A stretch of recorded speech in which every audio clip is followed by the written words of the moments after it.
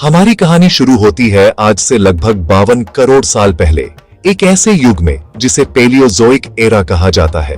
इस समय धरती पर जीवन का ज्यादातर हिस्सा समुद्रों में ही था और इन समुद्रों में राज करते थे छोटे लेकिन बेहद सफल जीव जिन्हें हम ट्रिलोबाइट्स के नाम से जानते हैं। ये आज के कीड़ों और केकड़ों के दूर के रिश्तेदार थे और इनका शरीर 3 हिस्सों में बटा होता था, इसीलिए इन्हें ट्राइलोबाइट कहा जाता है। इनके शरीर पर एक कठोर कवच होता था जो इन्हें शिकारियों से बचाता था। सोचिए, ये जीव डायनासोर के आने से 25 करोड़ साल पहले से ही धरती पर मौजूद थे।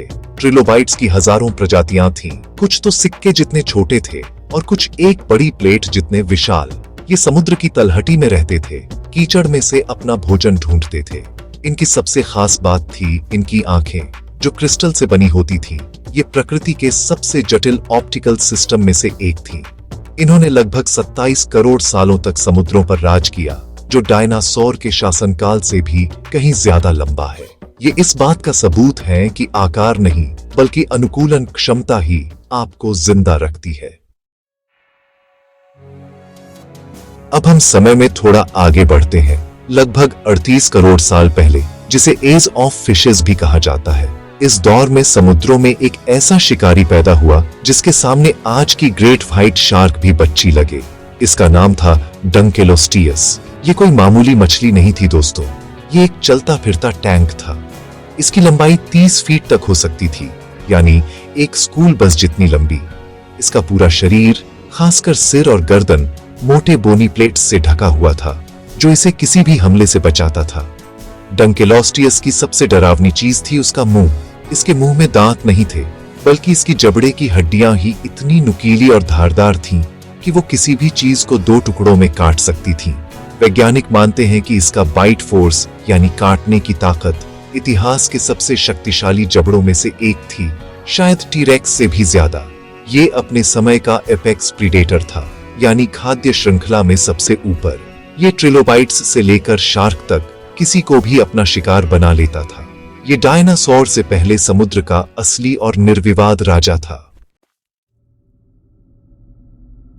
डंकेलोस्टियस के साथ साथ समुद्रों में एक और अजीब और विशाल जीव तैरता था जिसका नाम था मिलेरोकेरस। ये आज के स्क्विड और ऑक्टोपस का एक प्राचीन रिश्तेदार था, लेकिन इसका रूप बहुत अलग था।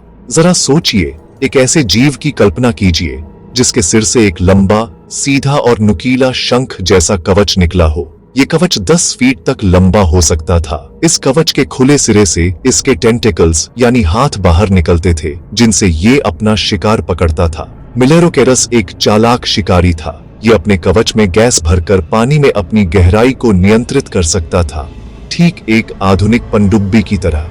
ये धीरे धीरे पानी में तैरता था और जैसे ही कोई मछली या दूसरा छोटा जीव पास आता, ये अपने शक्तिशाली टेंटिकल्स से उसे जकड़ लेता था।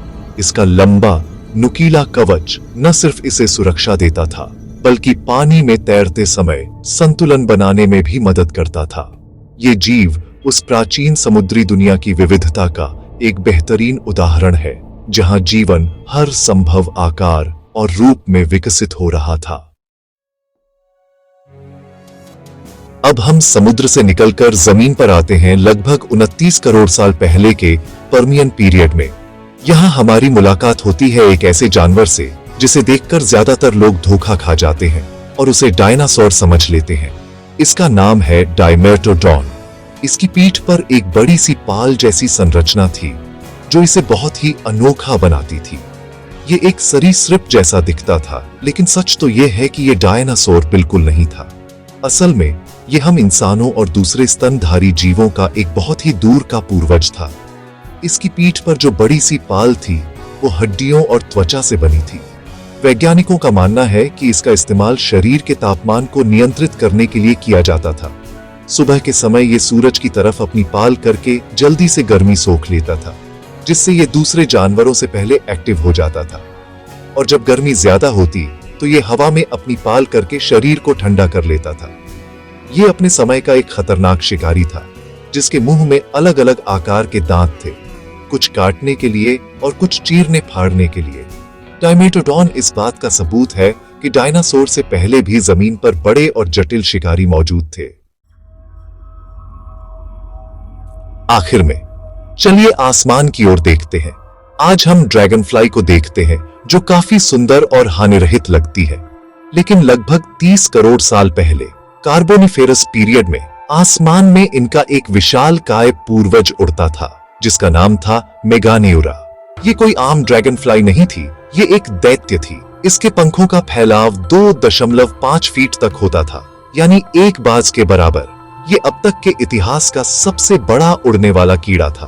उस समय पृथ्वी के वायुमंडल में ऑक्सीजन का स्तर आज के मुकाबले बहुत ज्यादा था, लगभग 35%। इसी ज्यादा ऑक्सीजन की वजह से मेगान्यूरा जैसे कीड़े इतने बड़े आकार तक विकसित हो पाए।